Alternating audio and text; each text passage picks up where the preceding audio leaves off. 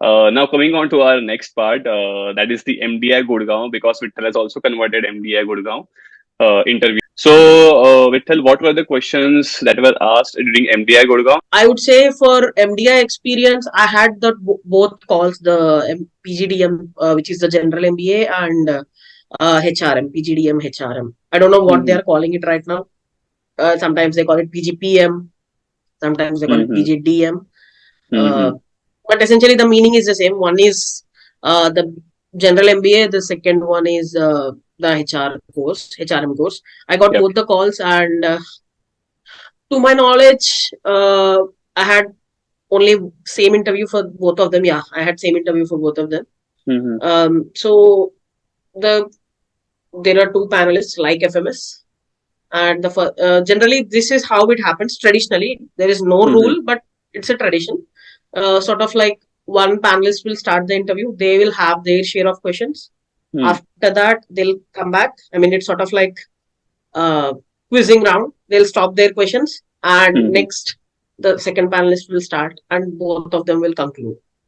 At the end, you might have any questions, or that's the structure of it. Even for FMS as well, same thing. Mm-hmm. They'll say, "Do you have any questions to the other faculty?" And the other faculty chips in. So the first faculty basically covered everything from why MBA, why MDI, and why did you apply for PGPM and HRM as well? Mm-hmm. Why didn't you go for why? I mean, what's your preference? I said finance is my first preference, HR is my second. That's why I applied. And when I said finance, and as obviously I worked at a bank, so they touched on the topics like what monetary policy of RBI, the repo rates, and Mm-hmm. 10-year bond yields.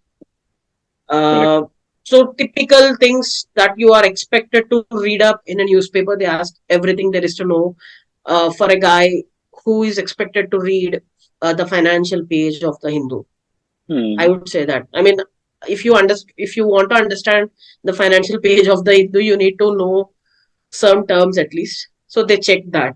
I mean, I define it like that. They might not have the same definition in mind, but to me, the basics of finance is in layman terms is, are you able to understand what EBITDA means, what repo rate means, what is interest Mm-hmm. rate, what is yield?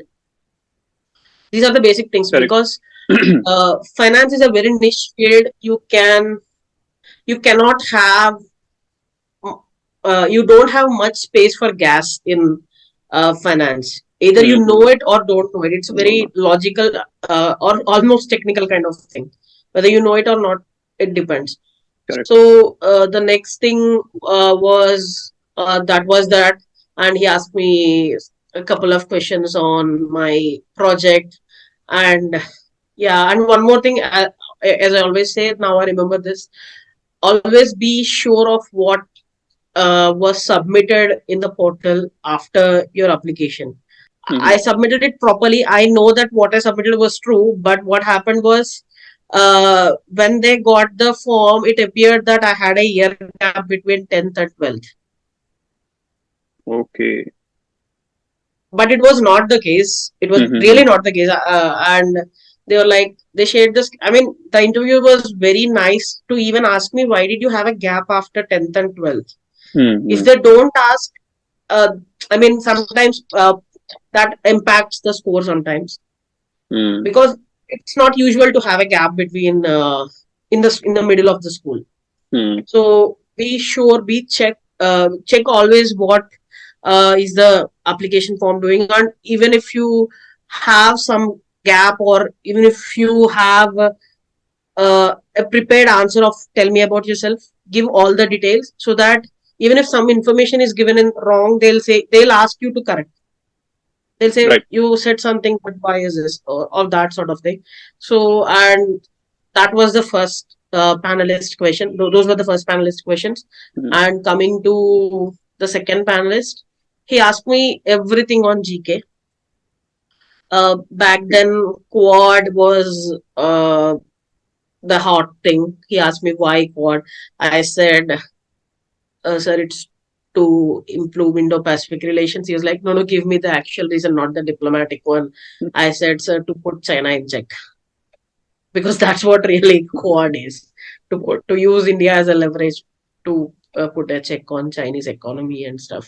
And yeah, and the next thing they asked me what are SAARC countries, everything related to GK, how many states there are in India, how many union territories.